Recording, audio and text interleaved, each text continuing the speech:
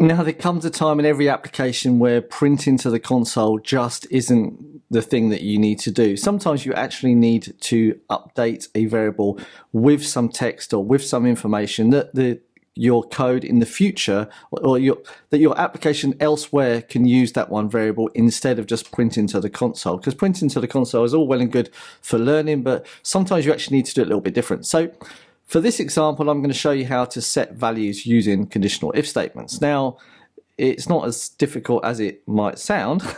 So we have this weather advice string, and we have initialized it using type and annotation, but we haven't. So we have declared it, but we haven't initialized it. So it doesn't have a value right now. So before we use it, we have to initialize it. And so when we come down here, we print the weather advice as we were printing it before. As you can see here, variable weather advice used before being initialized. So we've got to initialize it. And what we're going to do here is we are literally just going to remove this print statement. We're going to say weather advice is equal to the string instead.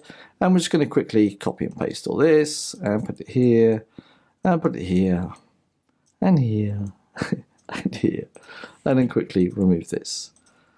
And we are done. All right, so now you can see that every single time we go through the different conditions here, we update the weather advice with our variable. We update the variable with our text that we want to have, and we just output it down the bottom. So we haven't got print everywhere in our code, but it could be that this might be used inside of a function or something like that, and you want to use this variable to compare it against something different. It just doesn't matter. The fact is that now you have a string that contains the information that you want to output or you want to display. It might be a title, it might be an instruction, it might be something different. So this is how you can do it, all right?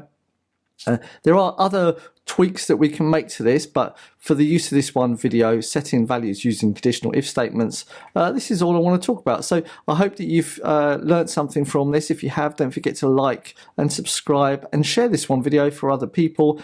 Other than that, if you've got any questions or any concerns or feedback about this one video, please let's start a conversation in the comment section down below.